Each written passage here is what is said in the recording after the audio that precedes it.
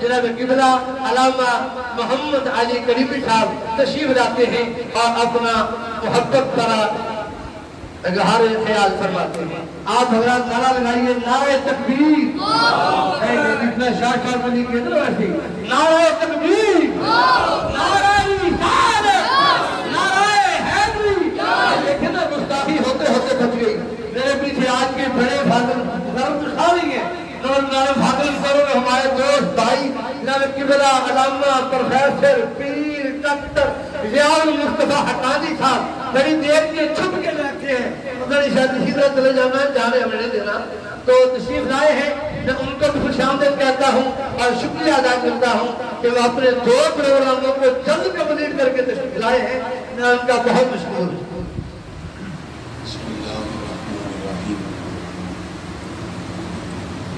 الحمدللہ الذی وحدہ والصلاة والسلام علی من لا نبی بعدہ. اما بعد فاعوذ باللہ من الشیطان الرجیم. بسم اللہ الرحمن الرحیم. انعم اللہ علیہم من النبیین والصدیقین والشہداء والصالحین. صدق اللہ العظیم. درود پاک الصلاۃ والسلام علیک یا سیدی یا رسول اللہ وعلی آلک و اصحابک یا سیدی یا حبیب اللہ. الصلاۃ والسلام علیک یا سید المرسلین وعلی آلک و اصحابک یا خاتم النبیین. معزز و محترم علماء کرام، وارثان منبر و محراب، مشائخ اعظام اور سامعین، السلام علیکم ورحمۃ اللہ وبرکاتہ.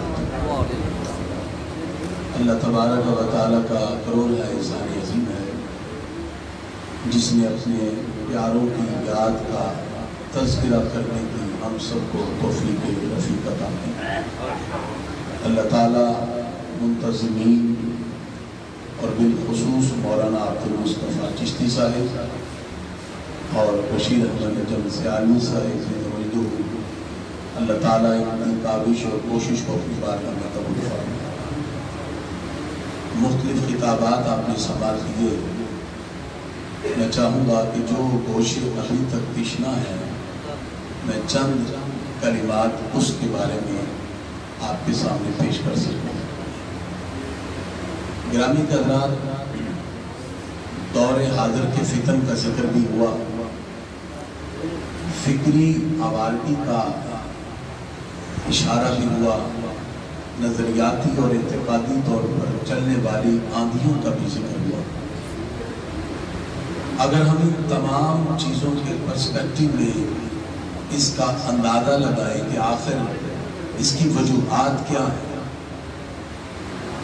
تو میں سمجھتا ہوں اس کی سب سے بنیادی وجہ سیکولرزم ہے. جہاں عقل کو ترجیح دی جاتی ہے اور قرآن و سنت کے دلائل کو بھی یکسر مسترد کر دیا جاتا ہے. آج ہم جن ہستیوں کی یاد میں بیٹھے ہیں، اگر سیکولرزم کا آپ کو اس دور میں حل ملتا ہے تو وہ صوفیہ کرام کی زندگی سے ملتا ہے. آج سے 1000 سال پہلے حضرت سیدنا داتا علی حجویری جلابی رحمت اللہ تعالی علیہ لاہور کی سرزمین میں تشریف لائے، اور آج 1000 سال سے زیادہ عرصہ ہو گیا اور آپ اپنی فیض سے کتنے ہی اولیاء کرام کو مستفید فرما چکے ہیں. روحانیت کا یہ سلسلہ رکا نہیں، آج بھی جاری و ساری ہے. حضرت خواجہ خواجگان خواجہ معین الدین چشتی اجمیری سنجری رحمت اللہ تعالی علیہ آپ کے قدموں میں چلہ کشی کرنے کے بعد بلا مبالغہ فرماتے ہیں: گنج بخشے فیض عالم مظہر نور خدا، نہ کسارا پیر کامل کامل آرا رحمنا. حضرت خواجہ خواجگان خواجہ معین الدین چشتی اجمیری سنجری رحمت اللہ تعالی علیہ نے جس انداز میں اس بر صغیر کے اندر لوگوں کے دلوں میں اسلام کی محبت کو منتقل کیا، اس میں خصوصی پیغام محبت تھا جو انسانیت سے پیار کے ساتھ متصل تھا۔ اور صوفیہ کرام کا یہ جو پیغام لوگوں کی طرف منتقل ہوا، پروردگار نے 90 لاکھ ہندوؤں کو کلمہ پڑھنے کی سعادت عطا فرمائی۔ اور یہ صوفیہ کرام اور اولیاء کرام کے روحانی فیض کا جو سلسلہ ہے پھر یہ رکتا نہیں ہے۔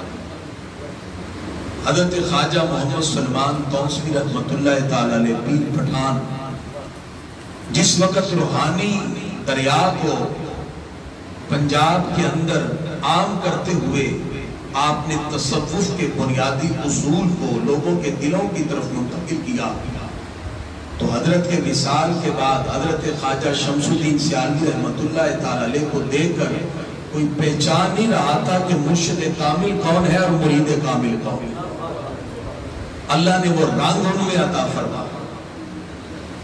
آستانہ عالیہ سیال شریف قیام پاکستان سے پہلے بھی اس ملک کو بنانے کے لیے ایک عظیم کردار ہے آستانہ عالیہ سیال شریف، اور بالخصوص قیام پاکستان کے بعد جب بقائے پاکستان کی تحریک چلی تو شیخ الاسلام حضرت خواجہ قمر الدین سیالوی رحمۃ اللہ تعالی علیہ جمعیت علماء پاکستان کی صدارت کرتے ہوئے پوری دنیا کو پیغام دے رہے تھے کہ جنہوں نے پاکستان بنایا ہے وہ اس ملک میں نظام مصطفیٰ صلی اللہ علیہ وسلم کی بہاروں کو بھی نافذ کرنا جانتے ہیں۔ میرے والد گرامی حضرت علامہ قاری کریم الدین سیالوی رحمۃ اللہ علیہ جن کے بارے میں خواجہ صاحب فرماتے تھے وہ سر کے بالوں سے پاؤں تک خیر ہی خیر، بڑا قرب ملا ان کو سیال شریف، بڑی محبت تھی۔ والد گرامی اور علامہ عبدالعلیم سیالوی صاحب، قاضی مظفر اقبال اور علامہ عبدالحکیم شرف بھائی صاحب یہ لنگوٹی یاد تھے، کٹھے پڑے، زندگی کٹھے گزاری۔ تو ان کی صحبتوں میں جو مجھے بات نظر آئی جو میں نقطہ ذکر کرنا چاہتا ہوں، چونکہ یہ اختلافی دور چل رہا ہے، منشا تابش قصوری صاحب یہ بات اکثر کہا کرتے تھے کہ میں سیال شریف میں کیوں مرید ہوں۔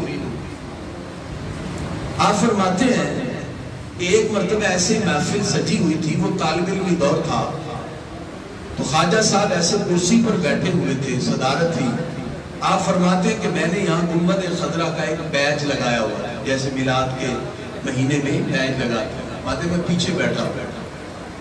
تھوڑی دیر بعد خواجہ صاحب اپنی کرسی سے اٹھے اور ہاتھ باندھ کر میرے سامنے بیٹھ گئے۔ یہ منشا صاحب، منشا تابش ماتے وہ آگے ایسے ہاتھ باندھ کے میرے سامنے بیٹھ گئے، تو میں حیران ہوا کہ حضرت صدارت کی کرسی چھوڑ کر یہاں آ گئے۔ تو آپ نے فرمایا بیٹے یہ جو تم نے گنبد خضرا کا عکس لگایا ہے اس کو دیکھ کر میرا دل بےتاب ہوا اور میں کرسی پہ بیٹھ نہ سکا، اپنے محبوب کے روضہ مبارک کے عکس کے احترام کے لیے تمہارے سامنے ہاتھ باندھ کے بیٹھ۔ آپ فرماتے میرے دل میں اس دن خواجہ صاحب کی عظمت پیدا ہوئی کہ جو محبوب کے گنبد خضرا کا کہ عکس کا اتنا احترام اور ادب کرتے ہیں، ان کے دل میں محبوب کی محبت کے کیا خوبصورت تلاطم ہوں گے جو اس انداز میں جوش مار رہے ہیں کہ آج بھی وہ روحانیت کے سوتے بہتے ہوئے ہمیں دکھائی دے رہے ہیں۔ صوفیہ کرام کا جو خصوصی پیغام سیال شریف سے الحمدللہ ہمیں ملا، کیونکہ میرے استاد محترم علامہ عبدالرشید جھنگوی صاحب جو مولانا سردار صاحب کے پہلے خلیفہ ہیں، میں نے ان سے پڑھا ہے، اور ان کی اور خواجہ حمید الدین سیالوی صاحب کی بڑی یارانہ تھا، دوستی تھی۔ 5 سال میں ان کی خدمت میں رہا، میں نے ان کو یہاں بھی ان کو دعوت دی، وہ تشریف لائے تھے۔ تو ان کا جو خاص طور پہ کہنا تھا کہ سیال شریف کا جو وصف ہے عشق مصطفیٰ کے حوالے سے، رسول اللہ صلی اللہ علیہ وسلم کی محبت کے حوالے سے، ایک عام دیہاتی عام سے کپڑے پہن کے آئے تو خواجہ صاحب اٹھ جاتے، فوراً اٹھے اور ان کو آگے لاگے اپنی سیٹ اور مسند پہ بٹھایا۔ بعد پہ آپ سے عرض کیا گیا حضرت آپ نے اپنی مسند پہ، فرمایا اس لیے کہ یہ وہ ہستی ہیں جو رسول اللہ صلی اللہ علیہ وسلم کے خاندان میں سے آل رسول کا اتنا احترام اور آقا علیہ الصلوۃ والسلام کی وہ محبت جو الحمدللہ سے رکھنے والے جتنے بھی معتقدین اور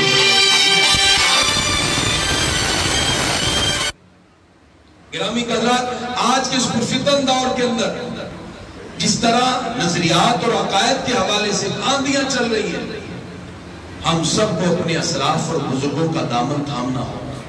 مشکات المصابیح کی روایت ہے، سرکار فرماتے ہیں جب فَلْيَسْتَنَّ بِمَنْ قَدْ مَاتَ،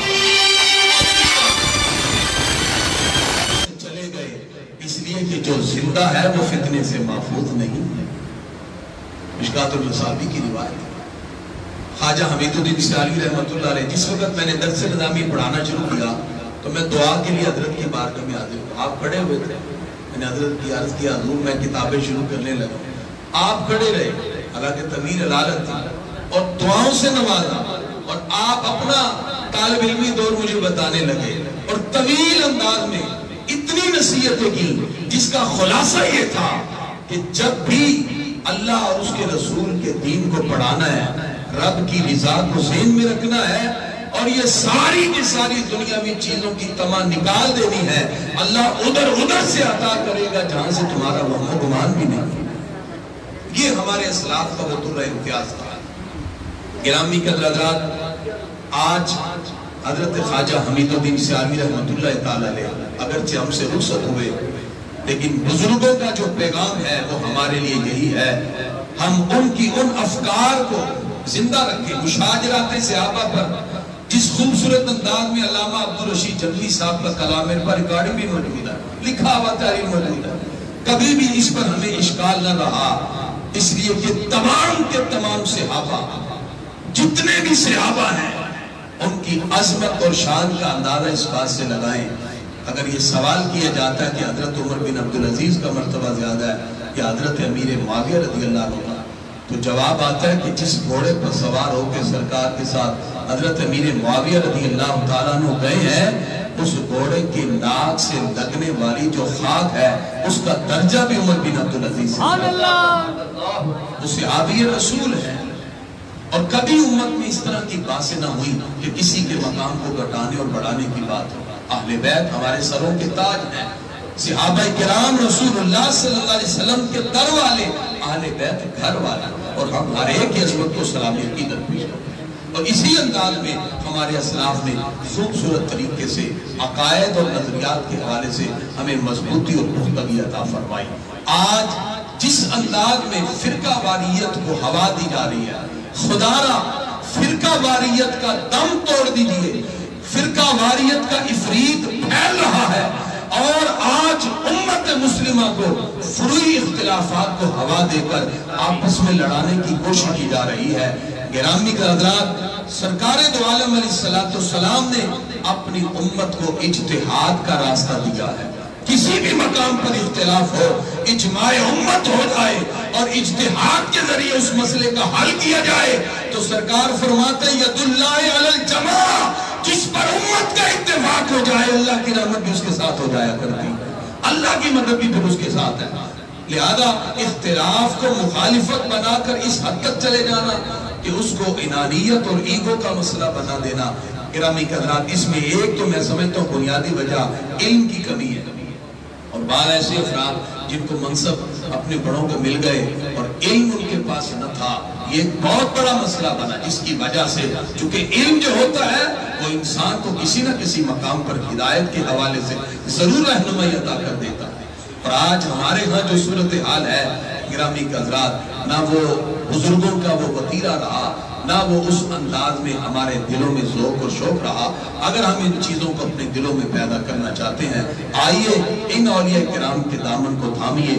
یہ وہ اولیاء کرام ہیں جن کی محبتوں سے آج بھی اپنے دلوں کو متصف کر کے دیکھیے، خدا کی قسم وہ ایمان کی لذتیں نصیب ہوتی ہیں جو انسان اپنی فکر اور سوچ کے جتنے بھی دائرے ہیں اس کے اندر انسان نہیں لا سکتا۔ یہ ساری کی ساری چیزیں اس وقت نصیب ہوں گی جب اب ہم اولیاء کرام کے دامن کو پکڑ لیں گے۔ دعا ہے رب قدوس کی بارگاہ میں، آج جن اولیاء کرام کے نام سے منصوب ہم نے اس محفل کا اہتمام کیا، اللہ تعالیٰ ہم سب کو ان کے نقش قدم پر چلتے ہوئے ان کی سیرت کو، ان کی عادات کو، ان کے افکار کو، ان کے اقوال کو، ان کے افعال کو اپناتے ہوئے اپنی زندگی کے ڈائریکشن کا تعین صراط مستقیم کی طرف کرنے کی توفیق عطا فرمائے۔ میرے ہاتھ میں تھا جب تک میرے مصطفیٰ کا دامن، میرے پاؤں چومتی تھی یہی گردش زمانہ، اے آنکھ اشک بار ذرا دیکھ تو صحیح، یہ جو گھر جل رہا ہے کہیں تیرا گھر نہ